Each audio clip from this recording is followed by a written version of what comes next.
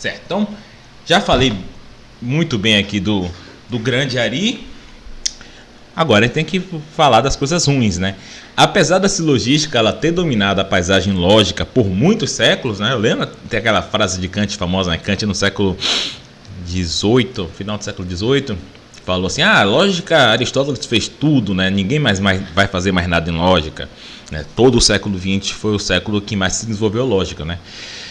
Então ela foi central, dominou a paisagem lógica por muitos séculos, mas ela é limitada para alguns usos em filosofia e principalmente no estudo da matemática, né? Então vamos voltar àquelas nossas 4 primeiras sentenças. Deixa eu até apagar. Deixa eu ver se eu consigo chegar para o lado aqui.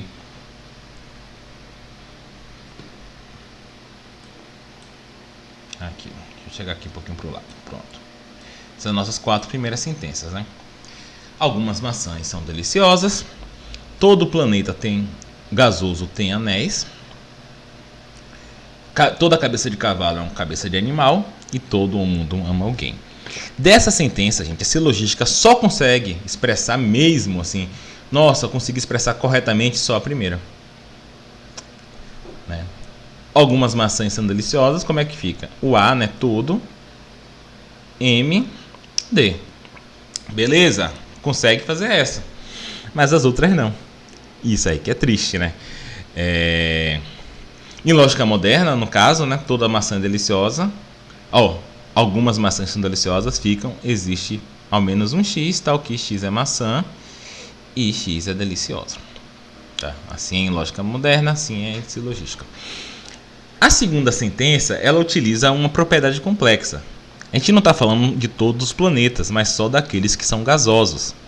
A silogística só consegue expressar essa segunda. Então vou botar aqui a primeira, né? A silogística só consegue expressar essa segunda meio no Armengue. Ela só consegue expressar essa segunda tomando essa propriedade complexa como uma propriedade simples. Então ela consegue dizer o seguinte: APA. Todo planeta gasoso tem anéis. É um planeta com anéis, né? Isso daí é ruim, porque imagina que eu tivesse o seguinte argumento, né? Se eu tivesse o seguinte argumento: premissa 1, todo planeta gasoso tem anéis. Isso aqui é minha premissa 1. Beleza, aí a silogística fala: amigão, é APA. Todo planeta gasoso tem anéis. Beleza, vamos ver a segunda linha.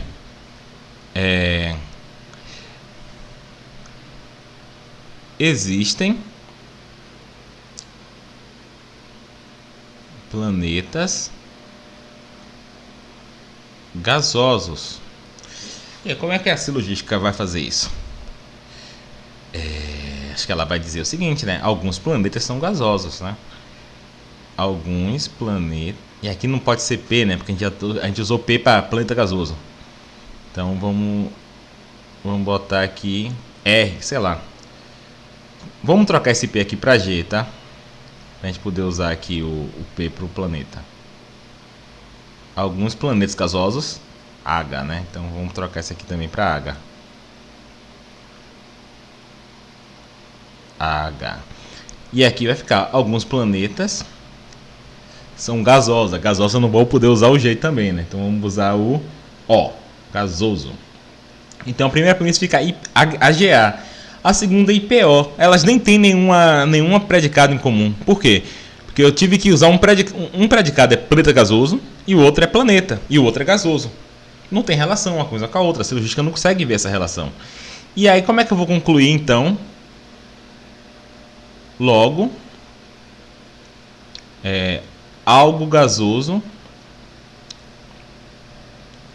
tem anéis. Isso aqui seria I, né? O, já que eu estou usando O. Alguns gasosos têm anéis. Só que isso aqui não se segue na silogística, né? Se eu tenho todo G é A, algum P é O, logo todo O é A, ou algum O é A, não tem nada a ver. Então isso aqui é um problema, né? Isso aqui o problema é exatamente que a silogística não consegue expressar esse predicado complexo da maneira correta, como um predicado complexo, como um predicado que é composto de dois predicados, gasoso e planeta, né? Porque é isso que a gente está explorando nesse argumento, né? O fato desse predicado ser composto de gasoso e planeta, e aqui a gente usa os predicados planeta e gasoso, né? E aqui a gente usa gasoso de novo, né? E a silogística não consegue ver isso. Em lógica clássica a gente consegue. Lógica clássica que eu falo é lógica moderna, né? Como é que vai ficar? Todo planeta gasoso tem anéis. Para todo x, se x é um planeta e x é gasoso, logo, então x tem anéis. Primeira premissa. Segunda premissa é: existe ao menos um x, tal que px e gx. Né? E aqui a gente vai concluir o seguinte: existe um x tal que gx e ax. E obviamente a gente consegue provar isso aqui facilmente, né? A gente vai instanciar a primeira premissa, instanciar a segunda, fazer um modus ponens, depois fazer uma introdução da conjunção, depois introduzir o existencial. Muito simples, né? Na lógica aristotélica não dá, né? Limitação, né? Vamos ver a terceira. A terceira também, a lógica aristotélica consegue até expressar, mas novamente de maneira armengada. Deixa eu ver aqui. Aqui a terceira, a questão não é um predicado composto, mas aqui é uma relação. E a lógica aristotélica não tem relações, só tem predicados simples. Né? Toda cabeça de cavalo é a cabeça de um animal. A relação aqui é tipo parte todo, né? X é a cabeça de Y. É um predicado com dois lugares. Mas a silogística ela só consegue expressar a sentença tomando cabeça de cavalo e cabeça de animal como predicados independentes. Né? Então, como é que eu vou expressar? Toda cabeça de cavalo é a cabeça de animal. Vai ter que ser algo do tipo: toda cabeça de cavalo é a cabeça de animal. Né? E sendo que o C e o A aí não tem nada a ver uma coisa com a outra. Né? Só que aí, obviamente, se a gente tiver um argumento desse tipo aqui, ó. Se eu tiver um argumento desse tipo: todo cavalo é mamífero.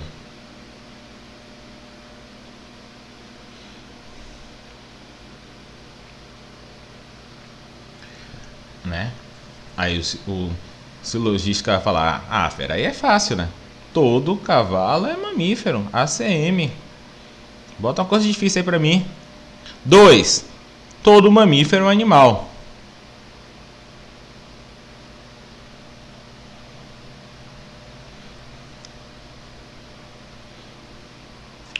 Né? Aí os caras vão pensar: aí também é fácil, né? AMA.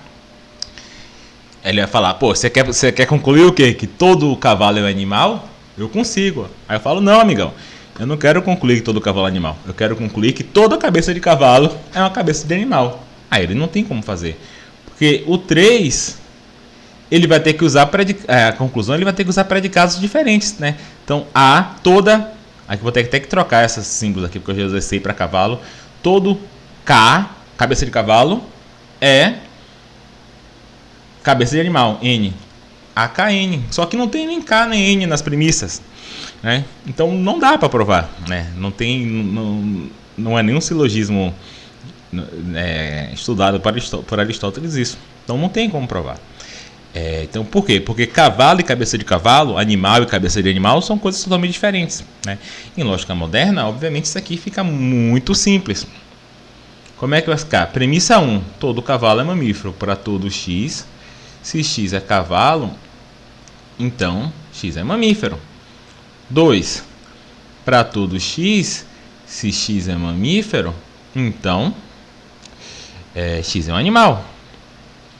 E daí a gente consegue provar essa terceira fórmula, que é mais complicada, mas a gente consegue provar dessas duas primeiras. Para todo x, para todo y, se x é a cabeça de y e y é um cavalo, ou seja, se x é a cabeça de um cavalo, então x é a cabeça de y e AY. E y é um animal. O que acontece? Como a gente, para provar essa conclusão, a gente vai supor o antecedente e derivar o consequente. Então a gente segura o KXY e simplesmente pega o CY e daí, pelas duas premissas, a gente deriva que Y também é um animal. E é super simples, né? Então, o lógico moderno, De Morgan, né, lá no final do século XIX, que ficou famoso famosamente apontou que a silogística era incapaz de lidar com inferências como essa, né? A gente vai voltar ao De Morgan algum dia, a gente for falar do nascimento da lógica moderna. Mas o ponto é, a silogística é incapaz de lidar com relações, em geral, sem reduzi-las a predicados unários, né? O que é triste. Mais uma coisa, gente. A última sentença, aí a última sentença, a silogística não sabe nem começar, não consegue nem expressar, nem sendo armengado. Em geral, a silogística não é capaz de lidar com quantificação aninhada. Essa palavra bonitinha até, né? Ela quer dizer quando há quantificação dentro da quantificação. Ou seja, quando tem um quantificador quantificando uma sentença que já é quantificada. Se você for bem ver aqui, você tem um quantificador aqui todo, né? Só que todo, ele quantifica essa sentença aqui. Né? Mundo ama alguém. E essa sentença já tem outro quantificador aqui, que é o alguém. Né? Então você tem um quantificador dentro do outro. Né? A silogística não consegue lidar com isso. Né? Por quê? Porque os quantificadores deles são da forma QAB, em que AB tem que ser predicados. Então você não tem como colocar um quantificador aqui no lugar do predicado. Né? E isso é uma complicação.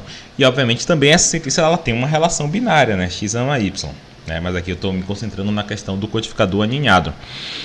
Então, consequentemente, né, a silogística não consegue nem expressar de jeito nenhum essa sentença, ela também não vai expressar esse argumento e muito menos mostrar que ele é válido. Como é esse argumento? Todo mundo ama a si mesmo. Logo, todo mundo ama alguém.